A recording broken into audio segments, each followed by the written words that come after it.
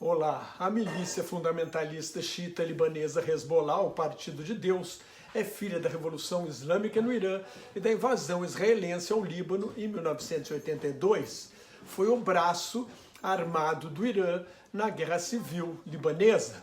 O Líbano era parte da região do Oriente Médio, entregue à administração temporária do Império Francês depois da dissolução do Império Otomano no fim da Primeira Guerra Mundial.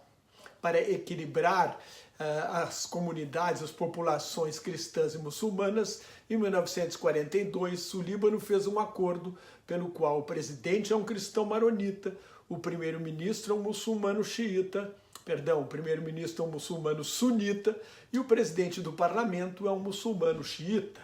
Em 1943, o Líbano se tornou independente da França, que na época estava sob ocupação da Alemanha nazista. Até os anos 1960, o Líbano era conhecido como a Suíça do Oriente Médio, teve um grande desenvolvimento da agricultura, das finanças e do turismo. Era um destino turístico importante, com suas praias no mar Mediterrâneo Oriental, anunciadas pelas agências de viagem aqui no Brasil. O equilíbrio entre cristãos e muçulmanos começa a ser rompido primeiro com a fundação de Israel em 1948 e a primeira onda de refugiados palestinos. A situação se agrava com a Guerra dos Seis Dias em 1967, quando Israel ocupa a península do Sinai e a faixa de Gaza do Egito, as colinas do Golã da Síria e a Cisjordânia, inclusive o setor árabe de Jerusalém, que pertenciam à Jordânia. A ocupação desses territórios árabes provocou uma nova onda de refugiados palestinos, aumentando a população muçulmana do Líbano. Em 1970, a Organização para a Libertação da Palestina, a OLP, tenta dar um golpe de Estado na Jordânia para transformar a Jordânia no Estado Nacional Palestino. A OLP foi duramente reprimida pelas forças do rei Hussein no chamado Setembro Negro, que virou o nome de um grupo terrorista palestino que atacou a delegação de Israel na Olimpíada de Munique, na Alemanha, e matou 11 atletas israelenses. Com a derrota do Setembro Negro, mais palestinos fugiram para o Líbano. A Guerra Civil Libanesa começa em 1975 com choques entre guerrilheiros palestinos, principalmente do OLP, e milícias cristãs. De um lado, uma aliança dos palestinos com muçulmanos libaneses, os pan-arabistas e a esquerda. Do outro, os cristãos com apoio de Israel. A Síria intervém na Guerra Civil do Líbano em 1976 a favor dos muçulmanos e fica no país até o assassinato do ex-primeiro-ministro Rafik Hariri em 2005. Uma investigação internacional responsabilizou o Hezbollah pelo atentado e isso pressionou a Síria a retirar suas forças do Líbano. Em 1982, Israel invadiu o Líbano na Primeira Guerra do Líbano para expulsar a OLP, cuja liderança fugiu para a Tunísia, e uma consequência da invasão de Israel foi o surgimento do Hezbollah. Israel se livra de um inimigo e cria outro. Uma onda de atentados terroristas suicidas expulsa as forças internacionais e o invasor israelense. Em 23 de outubro de 1983, um caminhão-bomba explodiu junto ao quartel-general dos fuzileiros navais dos Estados Unidos em Beirute, matando 241 mil militares norte-americanos. Foi o pior ataque a forças dos Estados Unidos desde a Segunda Guerra Mundial. No mesmo dia, 2 minutos depois, outro ataque matou 58 soldados da Legião Estrangeira da França na capital libanesa. Franceses e norte-americanos foram embora.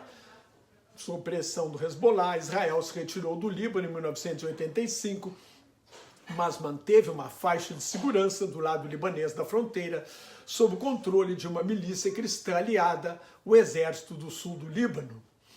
Com o fim da Guerra Civil Libanesa, em 1990, o Parlamento do Líbano aprovou, em 1991, uma anistia para todos os crimes políticos cometidos por grupos armados, e que previa também o desarmamento e a dissolução de todas as milícias, mas o Hezbollah não entregou as armas, é mais poderoso que o exército do Líbano.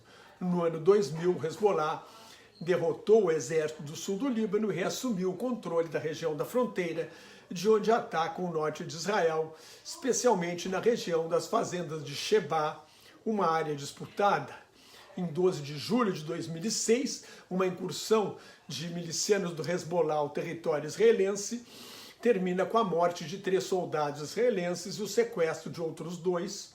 Isso dá início a uma guerra que vai até 14 de agosto de 2006, uma guerra de pouco mais de um mês. Foi a 6ª guerra árabe-israelense e a 2ª entre Israel e o Líbano.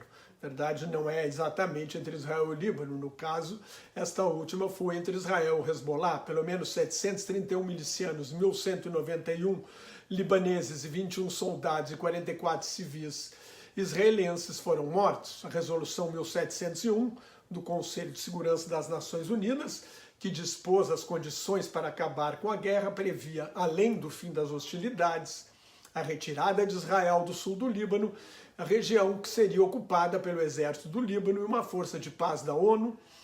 E esse acordo também, a resolução também previa o desarmamento do Hezbollah, o exército do Líbano, e a missão da ONU seriam as únicas forças armadas ao sul do rio Litani, que fica a cerca de 30 quilômetros da fronteira com Israel. Mas o Hezbollah não se desarmou, nem deixou a região. As escaramuças ao longo da fronteira entre o sul do Líbano e o norte de Israel nunca cessaram. Aumentaram desde 8 de outubro do ano passado, um dia depois do ataque terrorista do movimento de resistência islâmica, o Hamas, que deflagrou a atual guerra no Oriente Médio. Desde o início, Nasrallah falou grosso, mas deixou clara a intenção de evitar uma guerra total contra Israel. O líder do Hezbollah, agora assassinado, negou que tivesse conhecimento do ataque e não entrou na guerra como queria o Hamas, mas manteve os ataques em solidariedade aos palestinos da faixa de Gaza. No início da guerra, o ministro da Defesa de Israel, Yoav Gallant, queria abrir uma segunda frente de combate no norte do país contra o Hezbollah, mas o primeiro-ministro Benjamin Netanyahu preferiu concentrar os esforços na luta contra o Hamas, que afinal foi o grupo que realizou o ataque terrorista de 7 de outubro. Israel não conseguiu destruir a máquina militar do Hamas, mas a enfraqueceu bastante, teria matado pelo menos a metade de seus 30 mil milicianos. Desde o início da guerra em Gaza, Israel e Hezbollah se atacaram mais de 10.200 vezes. Israel já havia matado o principal comandante militar do Hezbollah, o vice-líder do Hamas, o comandante militar do Hamas e o dirigente supremo do Hamas, Ismael Haniyeh. Haniyeh foi morto em Teherã, no Irã, o que levou o regime fundamentalista iraniano a levar agora, depois da morte de Nasrallah, o supremo líder espiritual Ayatollah Ali Khamenei para o local de segurança máxima. Na semana passada, Israel promoveu uma série de ataques com pagers e walkie-talkies, instrumentos de comunicação do Hezbollah. O primeiro-ministro israelense adotou uma política de segurança máxima, mas não existe segurança absoluta. A segurança ótima exige um acordo de paz que está longe de qualquer cogitação de Netanyahu e seu governo de extrema-direita, que exigem uma rendição total do Hamas e também do Hezbollah. Mas a história ensina que cortar cabeças, matar líderes de grupos terroristas e de máfias do crime organizado não acaba com essas organizações. Enquanto persistem as condições que geraram esses grupos e esses conflitos, surgem novos líderes para continuar a luta. A morte de Nasrallah não deixa alternativa ao Hezbollah a não ser a guerra total. O Hezbollah afirma ter 100 mil homens em armas. O Instituto Internacional de Estudos Estratégicos de Londres estima que sejam pelo menos 20 mil milicianos e 20 mil reservistas, muitos com experiência de combate na Guerra Civil do Líbano, onde o Hezbollah foi a principal força terrestre de apoio à ditadura de Bashar Assad. Em pouco mais de um mês, o Hezbollah conseguiu virar a guerra em favor de Assad. A milícia xiita libanesa tem cerca de 100 mil foguetes e mísseis capazes de atingir as principais cidades israelenses. Aliás, foi um ataque a Tel Aviv que teria levado à decisão de matar Nasrallah. O Hezbollah é armado, treinado e financiado pela Guarda Revolucionária do Irã. É um braço armado do Irã, com um orçamento estimado em 700 milhões de dólares por ano. O Irã não quis desperdiçar na guerra de Gaza, num sinal de que a ditadura dos ayatolás não está nem aí, nem para palestinos, nem para libaneses. Usa-os como massa de manobra e contava com o Hezbollah como uma força auxiliar num possível futuro conflito contra Israel. Há meses, os Estados Unidos e a França tentam evitar uma escalada do conflito no Líbano, mas Netanyahu e seu governo de extrema-direita só pensam em continuar a guerra, ignorando a pressão dos seus aliados ocidentais. A situação é imprevisível. A única previsão segura é que a guerra vai continuar. Se você gostou, assine meu canal no YouTube, leia meu blog Globalização em Crise, me siga no Twitter, no Instagram, no Threads, no Facebook, no LinkedIn. Muito obrigado pela sua atenção. Shalom, que é paz em hebraico. Salam aleikum, a paz esteja convosco em árabe. Até mais. Tchau.